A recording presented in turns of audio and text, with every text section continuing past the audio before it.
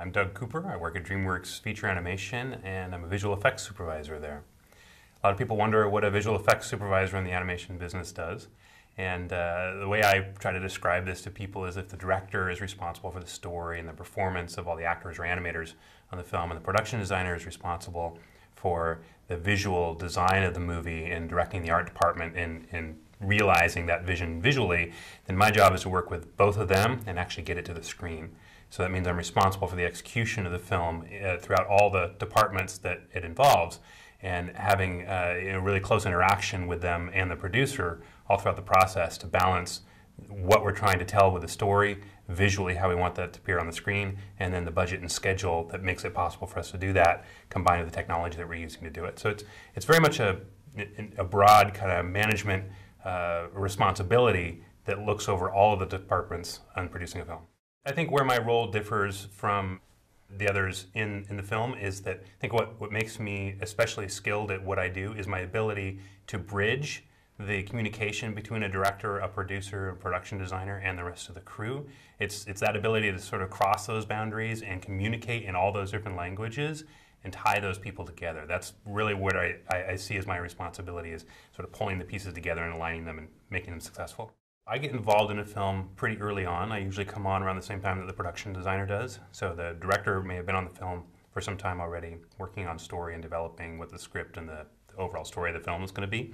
But once we start into visual development, that's usually about the time that I'll come on and start breaking down visually how we want to tell the story, and then what that's going to mean in terms of actually bidding out the work with a variety of different departments and a schedule and a cost for that, working in conjunction with a producer. A big part of what I'll be involved in then is I'm working with that team is figuring out what are the techniques or technologies we may not have yet that we're going to need in order to accomplish this film, and then getting the technology R&D development launched with our research and development team so they can start building those pieces and getting them ready for the production, or working with the various departments to develop the techniques they're going to need to with the tools that we may already have. I will find myself often shifting day to day my focus to different areas of the film, whether it would be sort of the technology aspect of it or the visual development aspect of it, helping the production designer figure out how we're going to realize a particular idea in CG or how we're going to elevate it and make it better along the way. Or I may be spending a lot of time with the producer or the associate producer in the film figuring out the schedule and the budget.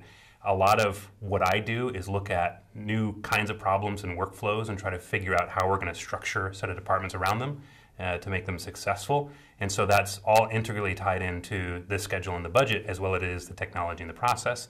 So I'm often finding myself with hands in all those different parts of it.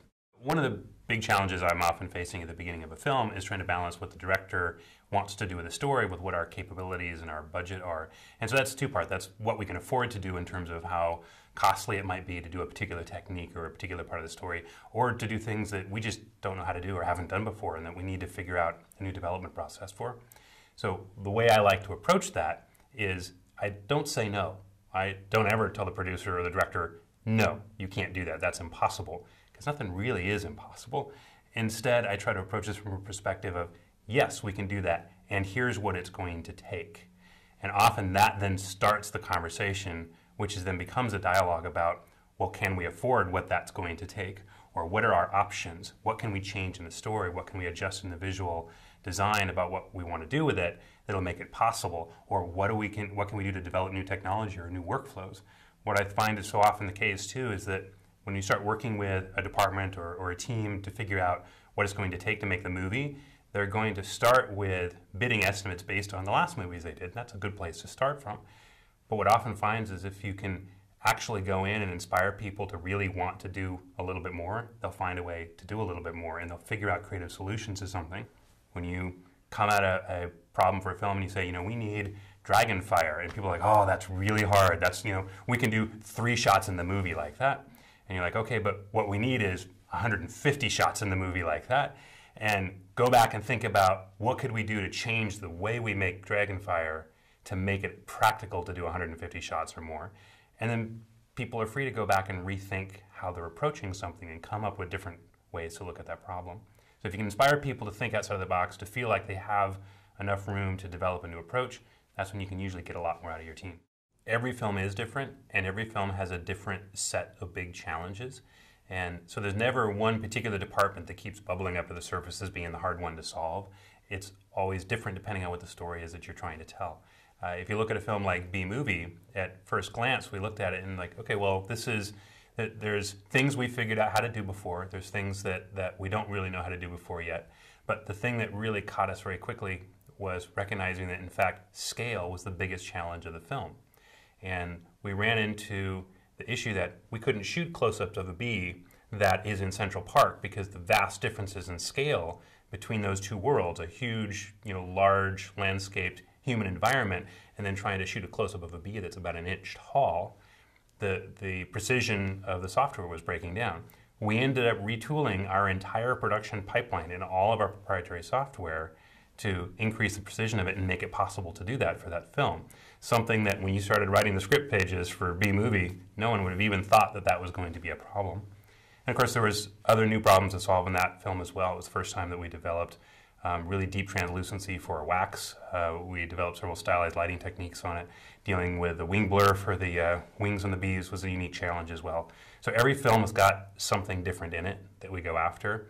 And that's what you have to identify as early on as possible. Because if you discover those things much later in your production, 6 months out, it's much harder to solve because you don't have enough time to ramp up and actually develop the technology or the techniques that you need.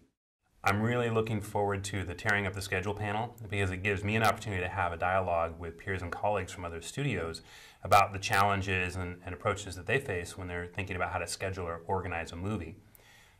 Taking a movie apart and figuring out how we're going to do it is a big challenge, and there's many different ways to solve it. And I'm really looking forward to the idea of brainstorming some different approaches to things. Also, I think that we'll find is technology has changed over the years. Also, our awareness of how to use it effectively has changed. Sometimes our workflows haven't kept up with that. And so there are things that we may be taking for granted today that we need to do because we've always done it this way, that if you actually question them and challenge them, we could completely unravel that and do it in a different way that might be a lot more efficient. So to me, that's what's interesting about this panel discussion, is the idea of looking for what are the things that we might be taking granted for today, and if we really question them, can we open them up and look at something in a very different way that may give us a different opportunity and a way to look at it as more creative in terms of how we organize a film.